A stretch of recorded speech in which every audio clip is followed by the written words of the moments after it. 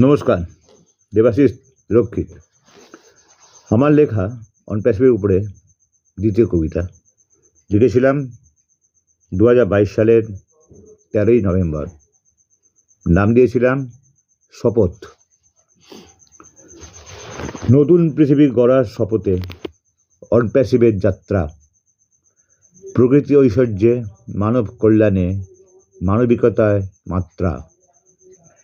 ঈশ্বর প্রেরিত স্যার অ্যাসমুফারের দীপ্ত প্রতিভায়, নবজাগরণে জনসাধারণ অনপ্যাসিভ শোভায়। কৃত্রিম বুদ্ধিমত্তার প্রযুক্তি বিজ্ঞানে আলোড়িত বিশ্ব, নবপ্রেরণায় উদ্দীপনায় বঞ্চিত দলিত নিঃস্ব। সাজিয়ে রেখেছে সম্পদ সম্ভার, বিশ্বমঙ্গলে প্রকৃতি। অবুঝ মানুষ অন্ধ স্বার্থে বোঝে না সহাবস্থান রীতি। দূষিত মনের বিষাক্ত ছবলে টলমল ভারসাম্য। অনপ্যাসিভে সজাগ প্রহরা, অভিশাপ রোধ কাম্য। প্রযুক্তির শেষ কথা আজ স্যারের অনপ্যাসিভ আজ। জনস্বার্থে জনসেবায় এগিয়ে চলা আমাদের কাজ। মানুষের স্বার্থে মানুষের পাশে অনপ্যাসিভিয়ানেরা, এক মন্ত্রে এক লক্ষ্যে করব প্রমাণ আমরাই সেরা। অবাক বিস্ময়ে দেখবে মানুষ অনপ্যাসিভের জ্যোতি।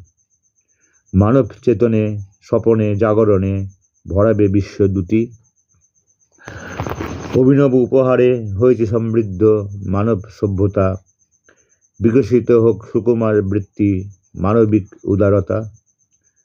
বিশ্বশ্রেষ্ঠ সংস্থার ব্র্যান্ড অ্যাম্বাসাডার আজ আমরা। মহত্তম কর্মযজ্ঞে স্যার অ্যাসমুফারে প্রাণ ভোমরা। অভাবনীয় সম্মান দিয়ে ধন্য করেছেন আমাদের। কর্মে বাক্যে মননে চেতনে দিতে হবে মূল্য নিজেদের।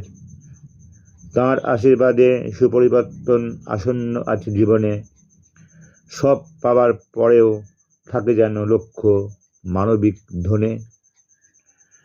এসো ধরো হাত, চলো করি জয় অনপ্যাসিভের পথে। বিশ্বস্রষ্টার মাধুরী মিশিয়ে মানুষ হবার শপথে। নমস্কার, ধন্যবাদ।